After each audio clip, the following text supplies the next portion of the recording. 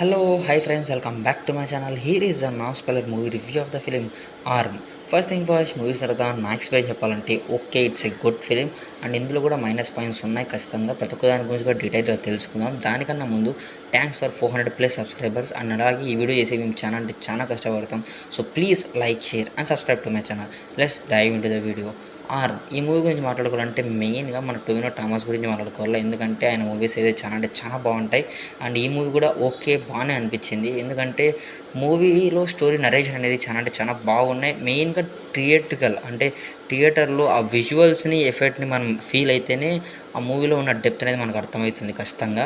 And ఈ మూవీలో అలాంటి సీన్స్ చాలా అంటే చాలా ఉన్నాయి అండ్ నరేషన్ అనేది ఖచ్చితంగా స్లో అయింది, నేను కూడా ఒప్పుకుంటాను. ఫస్ట్ హాఫ్లో కూడా కొన్ని చోట్ల తగ్గింది అండ్ సెకండ్ హాఫ్లో కొన్ని చోట్ల తగ్గిపోయింది. కానీ అవి తప్పించి మిగతా మూవీ అంతా కూడా చాలా అంటే చాలా బాగుంది. అండ్ మెయిన్ ప్లాట్ విషయానికి వచ్చినట్టయితే 3 జనరేషన్ని కవర్ చేసుకుంటూ ఒక ఆస్ట్రాయిడ్ అనేది కింద భూమి పైన పడుతుంది. దానితో ఒక రాజ్ అనే అతను ఒక విగ్రహం చేస్తాడు. దాంతో ఎలా మారింది అనేది, దాంతో ఏమేమి చేసినారు అనేది ఈ మూవీలో చూడొచ్చు. అండ్ 3 జనరేషన్స్ చెప్పినాను కదా, దానికి అది నేనైతే చెప్పాను. ఎందుకంటే ఆ 3 జనరేషన్స్ని చూపించిన విధానం అంటే కట్ చేసిన విధానం అనేది మూవీలో కూడా చాలా డిఫరెంట్గా చూపించడం జరిగింది. ఇట్స్ గుడ్, అందుకని దానికోసం నేను మాట్లాడను.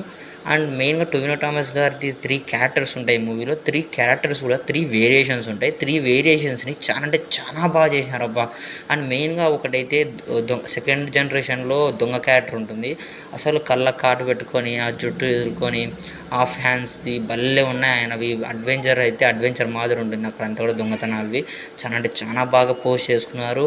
అండ్ మెయిన్గా మన హీరో అంటే వేరియేషన్స్ని క్లియర్ కట్గా మనకు తెలిసిపోతూ ఉంటుంది అనమాట, అంత బాగుంది. అండ్ చాలా రోజుల తర్వాత కృతి శెట్టి గారు కూడా చాలా మంచి రోజు పడింది. It's a good. అండ్ మెయిన్గా నాకు ఇష్టమైన హీరోయిన్ ఐశ్వర్య రాజేష్ గారి అయితే చాలా తక్కువ స్క్రీన్ ప్రెజెన్స్ ఇచ్చడం జరిగింది. అయినా ఉన్నంత వరకు బాగానే ఉంది. అండ్ చూడాలి సెకండ్ హాఫ్ క్లైమాక్స్ వరకు అయితే క్లైమాక్స్ చాలా బాగా ఎంజాయ్ చేసినారు. అండ్ సెకండ్ హాఫ్ ఉన్నట్టు కూడా కొంచెం చూపించడం జరిగింది లాస్ట్లో.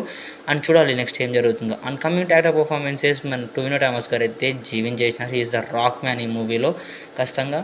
అండ్ మన కృతి శెట్టి గారు చెప్పిన కదా, చాలా మంచి రోజు పడింది. తెలుగులో కన్నా మలయాళంలో మంచి క్యారెక్టర్ని ఇచ్చినారనుకోవాలా. అండ్ అదే ఐశ్వర్య రాజేష్ గారు అయితే కొంచెం తక్కువగానే ఉంది.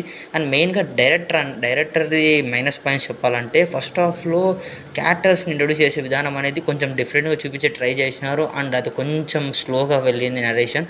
అండ్ అలాగే క్లైమాక్స్కి ఇంకొంచెం బ్యాక్ సైడ్ కూడా కొంచెం ఫైట్స్ అన్నెసరీ సీన్స్ ఉన్నాయి, అసలు అవసరం లేదు అనిపిస్తుంది. అండ్ మెయిన్గా చాలా ల్యాగ్ అయిపోయిన ఫీలింగ్.